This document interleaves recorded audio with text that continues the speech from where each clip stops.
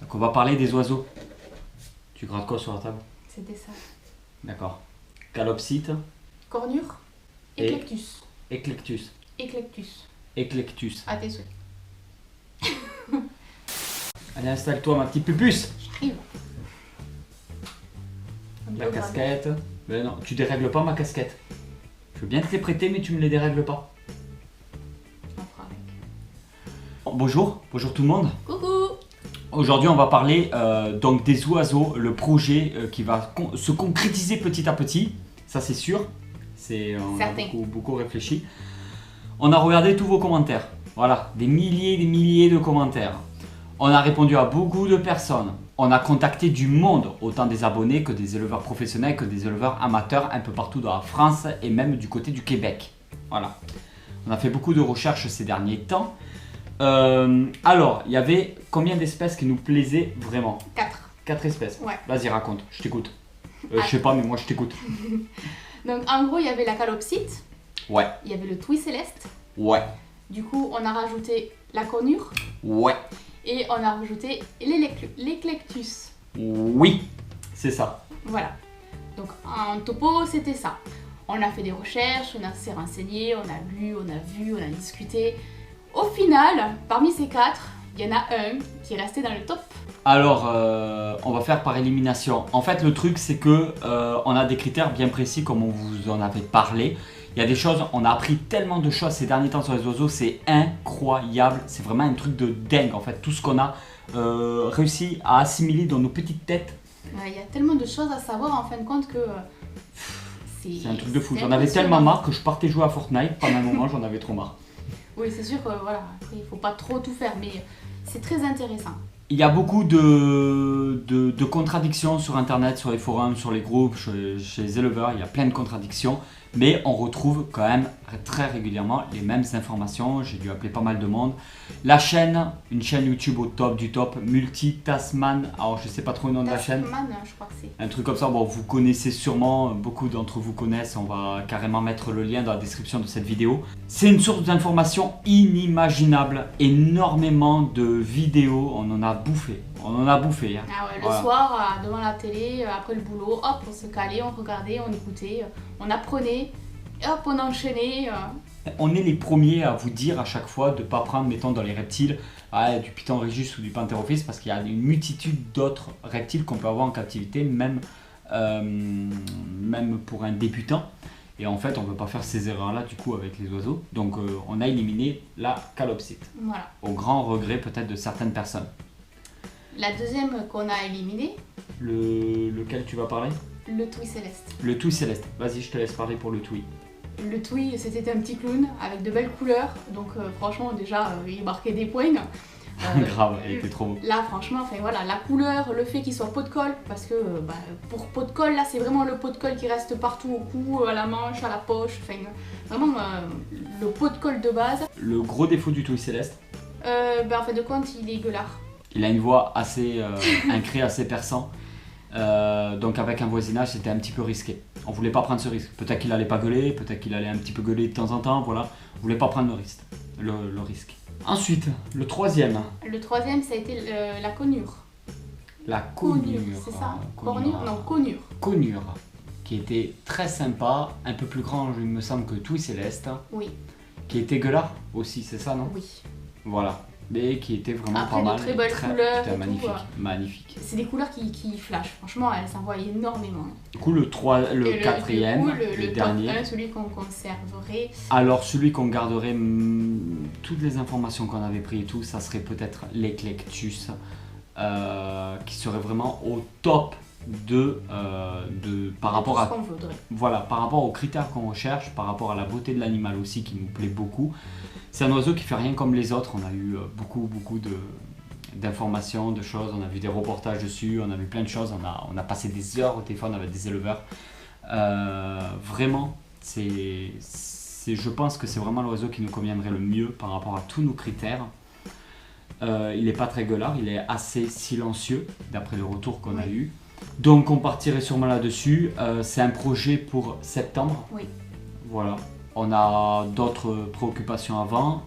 D'ici septembre, on aura comme ça la cage, toute l'installation. On va pouvoir faire ça petit à petit. L'Eclectus est à 80% frugivore. Il mange, enfin, végétarien. Donc il va manger beaucoup de fruits et beaucoup de légumes. Mais beaucoup c'est là où il faudra faire très attention, c'est au niveau de l'alimentation, de varier le maximum avec énormément de fruits différents et de légumes différents. Donc on va beaucoup réfléchir là-dessus. Pour l'instant, on est en contact avec certaines personnes. Si vous aussi vous connaissez du monde, il n'y a vraiment aucun souci. Nous nous situons dans le sud de la France. Mais on va vous tenir au courant de toutes ces étapes-là. Donc c'est sûr, on a pris la décision, ça fait longtemps qu'on en parle, ça fait des années qu'on en parle. Puis il arrive un moment, on vous laisse décanter un petit peu tout ça. C'est ça. Qu'est-ce qu'on pourrait dire de plus? Là, un projet, dans tous les cas, là, il y a 2 étapes. La première, c'est trouver un éleveur pour pouvoir avoir notre futur oiseau. Et la deuxième, tout organiser. Parce qu'il faut acheter au fur et à mesure. On ne va pas tout acheter à la dernière minute, ça, il n'est pas question. Donc au fur et à mesure, par mois, petit à petit. Comme ça, au moins, arrivé le jour J, tout sera prêt, tout sera organisé. Et puis il n'y aura plus juste à l'accueillir. Ouais. Voilà.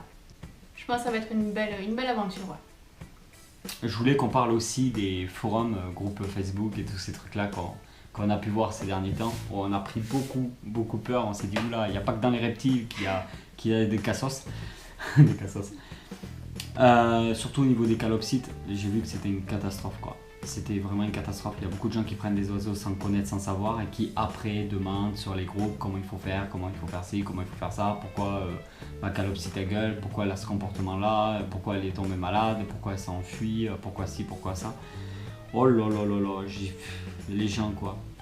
Alors nous, c'est marrant parce qu'on fait tout pour accumuler le plus d'informations possible et on n'engage rien sans rien. Ça veut dire qu'on est parti sur plusieurs espèces. Déjà, on est parti sur plusieurs familles d'oiseaux différents. Ensuite, on a sélectionné, on a fait par élimination en fonction de ce qui nous plaît vraiment, en fonction du comportement, en fonction du mode de vie, en fonction de beaucoup de choses. Ensuite, on a contacté des éleveurs, on a appelé pas mal d'éleveurs, on a écrit des mails à d'autres, autant professionnels que privés. On s'est beaucoup déplacé ces derniers temps, on a lu énormément de vos messages.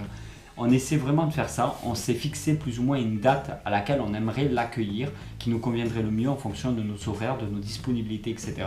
Pour pas qu'on prenne un oiseau et qu'on se barre 15 jours après, je sais pas où. Donc le but c'est que pendant plusieurs mois comme ça, on puisse l'habituer, voir un peu la vie de famille, comment ça se passerait, pour après se déplacer avec lui et tout. Tout est prévu, tout est calculé, et quand on voit après, on va sur des groupes Facebook, on va sur des forums, on va sur des... Et là on voit les cassos quoi.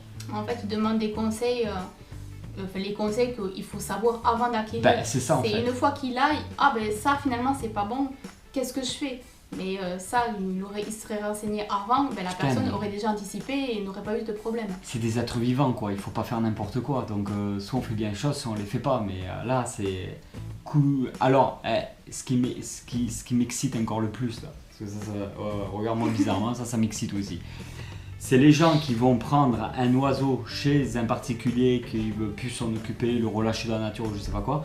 Donc ils vont prendre l'oiseau en disant je vais lui sauver la vie. Et après ils sont sur les groupes, ils ont une cage comme ça pour dedans mettre une calopsite qui peut à peine bouger dedans. Et voilà, j'ai pris cet oiseau, je l'ai sauvé de chez un éleveur qui voulait plus du tout s'en occuper. Qu'est-ce que je dois faire avec? Alors ça c'est le point ultime quoi. Ça c'est vraiment un truc. On le fait ou on le fait pas, mais si on le fait, on sait déjà comment faire pour pouvoir s'en occuper et vraiment le sauver comme il dit.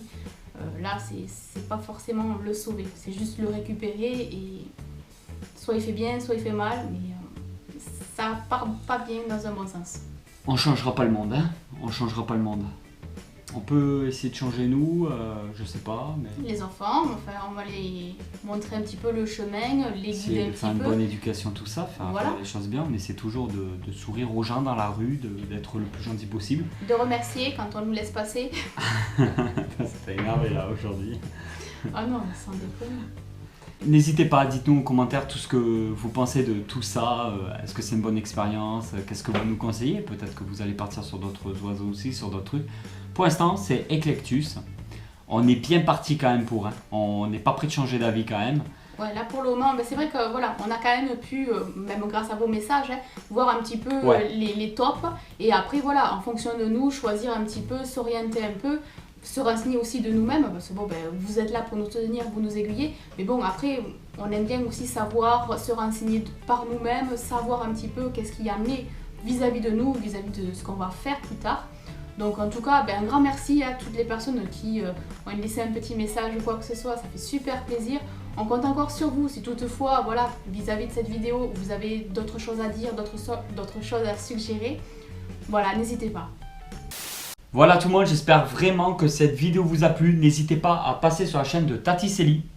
Elle sera ravie de vous faire un petit coucou, quelques vidéos. N'hésitez pas à dire tout simplement les vidéos que vous aimeriez voir sur sa chaîne, puisqu'il n'y a pas de sujet limité. Elle peut parler de n'importe quoi. Elle peut parler de politique, d'un dernier film sorti au cinéma, de la bouffe, de tout, sorties, des animaux, des reptiles. Aucune limite sur sa chaîne YouTube. Passez la voir, lui faire un petit coucou. Et nous, on vous dit à très vite pour une nouvelle vidéo. Allez tout le monde, ciao ciao.